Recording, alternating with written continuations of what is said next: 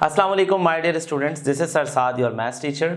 Students, class 9 mathematics में हम दो चैप्टर्स कवर कर चुके हैं, that is chapter number 1 real and complex number system and chapter number 2 logarithms. और इस वीडियो लेक्चर से इंशाल्लाह चैप्टर नंबर 3 का आगाज करेंगे और चैप्टर नंबर 3 का टाइटल है अलजेब्रिक एक्सप्रेशन एंड फॉर्मूलाज। ये इस चैप्टर में हम टोटली डील करने वाले हैं सिर्फ अलजेब्रिक टर्म्स को, अलजेब्रिक एक्सप्रेशंस को और उससे रिलेटेड कुछ फॉर्मूलाज को। मतलब फर्स्ट चैप्टर में जो आपने रियल नंबर और कॉम्प्लेक्स नंबर पढ़ा था और चैप्टर नंबर 2 जिसमें आपने लॉगरिथम्स पढ़ा था, उससे कोई भी चीज इस चैप्टर से लिंक नहीं करती। मतलब ये चैप्टर बिल्कुल न्यू है, इस चैप्टर में कोई भी पुरानी चीजें रिकॉल नहीं होने वाली।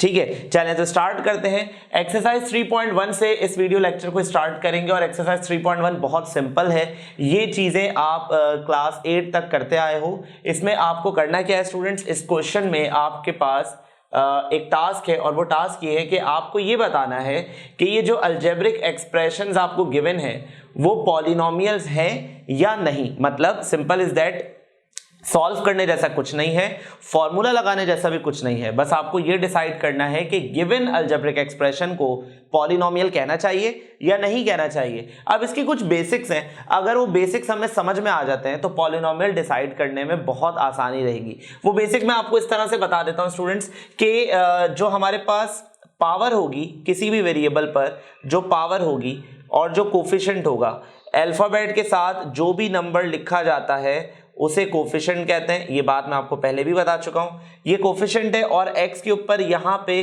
कोई भी पावर होगी स्टूडेंट्स, बस एक रिक्वायरमेंट है। वो रिक्वायरमेंट क्या है? वो रिक्वायरमेंट ये है कि जो भी पावर होगी, मतलब x के ऊपर जो भी नंबर लिखा होगा उसे पॉजिटिव इंटीजर होना चाहिए, उसे पॉजिटिव इंटीजर होना चाहिए। अब आपने कहा सर पॉजिटिव इंटीजर क्या होते हैं? पॉजिटिव इंटीजर तो जहन से निकल गया। पॉजिटिव इंटीजर क्या होते हैं स्टूडेंट्स? पावर में कोई ऐसा नंबर होना चाहिए जिसमें डेसिमल पॉइंट ना हो, पहली चीज, वो फ्रैक्शन में ना हो, दूसरी चीज, और वो नेगेटिव ना हो, तीसरी चीज। मतलब क्या कहा मैंने स्टूडेंट्स?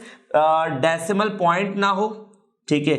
एक तो डेसिमल पॉइंट नहीं होना चाहिए, यहां पे मैं क्रॉस लगा देता हूं ताकि आपको याद रहे कि पावर में जो भी नंबर होगा उसमें डेसिमल पॉइंट नहीं होना चाहिए। एक बात हो गई, ठीक है। पावर में फ्रैक्शन वाला नंबर नहीं हो सकता, जैसे 3/4, 4/5 फ्रैक्शन भी अलाउ नहीं है। और लास्ट, नेगेटिव साइन अलाउ नहीं होगा। इन तीन चीजों का ख्याल रखना है। डेसिमल पॉइंट नहीं होना चाहिए, फ्रैक्शन नहीं होना चाहिए, नेगेटिव साइन नहीं होना चाहिए।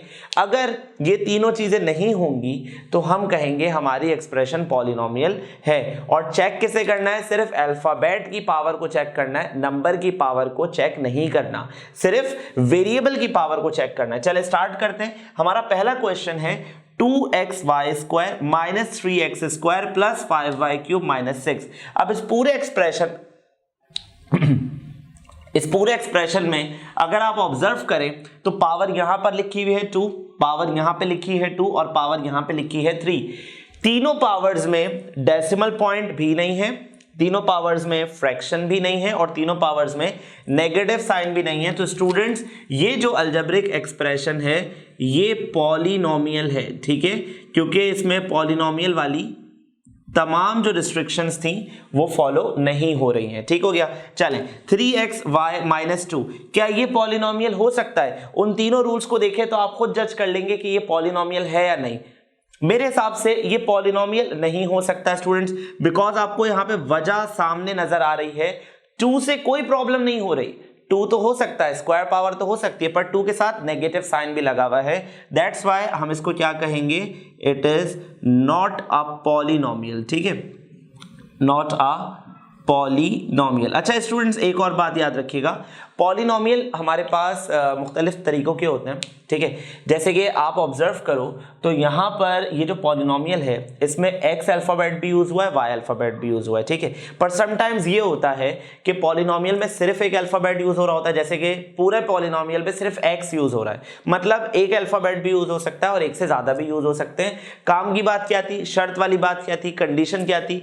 ये तीनों चीजें नहीं होनी चाहिए। पावर में डेसिमल पॉइंट अलाउ नहीं है, पावर में फ्रैक्शन अलाउ नहीं है, पावर में नेगेटिव साइन अलाउ नहीं है। चले इस क्वेश्चन पर आते हैं स्टूडेंट्स। अब यहां पर अगर आप ऑब्जर्व करो तो ऐसा लग रहा है कि ये पॉलिनोमियल नहीं है। कुछ स्टूडेंट बोलेंगे सर ये देखें ये स्क्वायर रूट है, स्क्वायर रूट को जब हटाया जाता है तो 1/2 बनता है, तो सर ये तो पॉलिनोमियल नहीं हुआ। स्टूडेंट्स मैंने आपको अभी बताया है हमें वेरिएबल की पावर को देखना है, ठीक है, हमें नंबर्स की पावर को नहीं ऑब्जर्व करना, नहीं नोट करना, हमें सिर्फ वेरिएबल की पावर देखनी है। और वेरिएबल यहाँ पे x है, इस x की पावर स्क्वायर है, इस x की पावर +1 है, इस x की पावर भी +1 है। इसका मतलब ये हुआ कि कोई भी पावर नेगेटिव में भी नहीं है, कोई भी पावर डेसिमल पॉइंट में भी नहीं है और फ्रैक्शन में भी नहीं है। तो स्टूडेंट्स जब ये तीनों बातें फॉलो हो रही हैं तो लिहाजा ये जो है हमारे पास क्वेश्चन ये क्या हो जाएगा, ये पॉलिनोमियल हो जाएगा। ठीक हो गया। चलिए नेक्स्ट क्या है, नेक्स्ट हमारे पास ये है कि इस क्वेश्चन के बारे में क्या ख्याल है, क्या ये पॉलिनोमियल है या नहीं। देखो ये बिल्कुल ठीक है, x² हो सकता है, ये बिल्कुल ठीक है, x हो सकता है, पर जरा नोट कीजिएगा जब आप यहां से स्क्वायर रूट हटाएंगे तो मैंने आपको बताया था रूट रिमूव करते ही कौन सा साइन आता है, कौन सी पावर आती है, 1/2। प्रॉब्लम क्रिएट हो रही है स्टूडेंट्स। 1/2 जो है वो फ्रैक्शनल पावर है, इसमें फ्रैक्शन आ गया, इस वजह से इस क्वेश्चन को आप पॉलिनोमियल नहीं कह सकते। It is not a polynomial. ठीक है, ठीक हो गया। अच्छा, क्या ये क्वेश्चन पॉलिनोमियल है? ये भी हरगिज़ पॉलिनोमियल नहीं है। वजह क्या है स्टूडेंट्स, जिस वेरिएबल के लिए आप काम कर रहे हैं वो खुद फ्रैक्शन में है, तो ये पॉसिबल नहीं है। जिस वेरिएबल के लिए आप काम कर रहे हो वो फ्रैक्शन में नहीं होना चाहिए, यहां पे ये फ्रैक्शन में गिवन है, इसलिए it is not a polynomial. तो स्टूडेंट्स ये भी पॉलिनोमियल में काउंट नहीं हो सकता। ठीक है, चले लास्ट पार्ट देखते हैं, पार्ट 6। क्या ये पॉलिनोमियल है? ऑब्जर्व कीजिए, x³ से कोई इशू नहीं है, x³ पॉजिटिव पावर भी है, फ्रैक्शन भी नहीं है, डेसिमल पॉइंट भी नहीं है। प्रॉब्लम आ रही है यहां पर, ये x डिनोमिनेटर में है, फ्रैक्शन में गिवन है। अगर आप इसे ऊपर लेके जाते हो तो x की पावर क्या हो जाएगी, -1 हो जाएगी। और हम ये बात कर चुके हैं कि नेगेटिव साइन पॉलिनोमियल के लिए अलाउ नहीं है। तो स्टूडेंट्स इसका आंसर भी क्या हो गया, नॉट अ पॉलिनोमियल। तो इस पूरे क्वेश्चन में हमें सिर्फ ये जज करना था, ये बताना था कि कौन सी अलजेब्रिक एक्सप्रेशन को पॉलिनोमियल कहा जा सकता है और कौन सी अलजेब्रिक एक्सप्रेशन को पॉलिनोमियल नहीं कहा जा सकता। तो बहुत सिंपल सा क्वेश्चन था और ये क्वेश्चन ना शॉर्ट आंसर्स में आप एक्सपेक्ट कर सकते हो ना लॉन्ग में, हाँ ये MCQs में पूछा जा सकता है। तो चले क्वेश्चन नंबर 2 स्टार्ट करते हैं। Okay students, question number 2 start करते हैं। क्वेश्चन नंबर 2 में हमें टास्क ये मिल रहा है कि आपको ये बताना होगा कि कौन सी एक्सप्रेशन को रैशनल कहा जाएगा और कौन सी एक्सप्रेशन को रैशनल नहीं कहा जाएगा। अब जरा बेसिक डेफिनेशन पे बात करते हैं, क्योंकि रैशनल और इरैशनल हम पहले पढ़ के तो आए थे, पर रैशनल और इरैशनल नंबर पढ़ के आए हैं और इस वक्त हम डील कर रहे हैं रैशनल एक्सप्रेशन को और इरैशनल एक्सप्रेशन को। तो मैं आपको आइडिया दे देता हूं ताकि आप लोगों का कॉन्सेप्ट बिल्कुल क्लियर हो जाए। तो स्टूडेंट्स रैशनल एक्सप्रेशन किसे कहते हैं, रैशनल एक्सप्रेशन के लिए क्या होना जरूरी है? स्टूडेंट्स किसी भी एक्सप्रेशन को अगर आप इस फॉर्म में लिख सकते हैं, किस फॉर्म में, px/qx की फॉर्म में लिख सकते हैं, तो उसे हम रैशनल एक्सप्रेशन बोलते हैं। अब आपने कहा सर ये तो बड़ा आसान सा काम है, ये तो सारे फ्रैक्शन में लिखे हुए सबके सब रैशनल है। नहीं स्टूडेंट्स, काम इतना आसान नहीं है, इसमें कुछ फोकस करने वाली बात है, कुछ कॉन्सेंट्रेट करने वाली बात है। px और qx का कुछ होना लाजमी है स्टूडेंट्स, px और qx का क्या होना लाजमी है, px और qx का पॉलिनोमियल होना लाजमी है। अगर इनमें से कोई एक भी पॉलिनोमियल नहीं हुआ, इन दोनों में से कोई एक भी पॉलिनोमियल नहीं बन सका, तो आप उसे रैशनल एक्सप्रेशन नहीं कह सकते। तो अगर आप उसे रैशनल नहीं बोलेंगे तो उसका दूसरा नाम क्या है? तो स्टूडेंट्स रैशनल का ऑपोजिट है, ऑल्टरनेट है इरैशनल एक्सप्रेशन। ठीक हो गया। तो अब बात ये करते हैं कि हमें कैसे पता चलेगा कि ये रैशनल एक्सप्रेशन है या नहीं। 1 बाय 1 देखेंगे। पहले न्यूमरेटर को चेक कीजिए, इज इट पॉलिनोमियल। डिनोमिनेटर को चेक कीजिए, is it polynomial. If both are polynomial then we can say it is an irrational expression, rational expression. अगर ये दोनों ही पॉलिनोमियल बन सकते हैं, अगर ये दोनों ही पॉलिनोमियल साबित हो गए तो आप बोलोगे ये रैशनल एक्सप्रेशन है, अदरवाइज नहीं। चलें, तो सबसे पहले मैं जरा इसको ऑब्जर्व करूं, इस एक्सप्रेशन को जो न्यूमरेटर में लिखी हुई है, क्या ये पॉलिनोमियल है? क्वेश्चन नंबर 1 अभी हम करके आए हैं और क्वेश्चन नंबर 1 में मैंने पॉलिनोमियल सिखाया था आप लोगों को।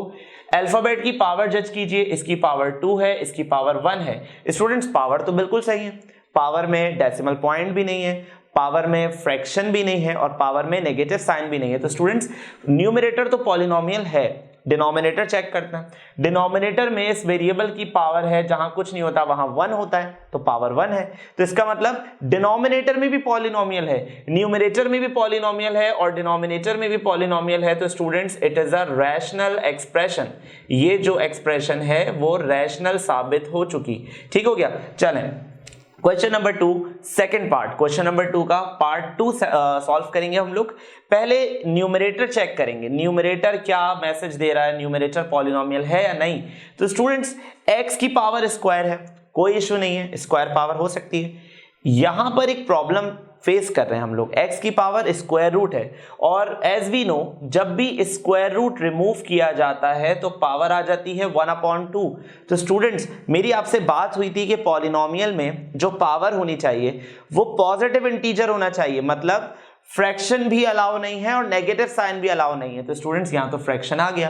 तो हुआ क्या, हुआ ये कि हमारा न्यूमरेटर पॉलिनोमियल नहीं बन सका।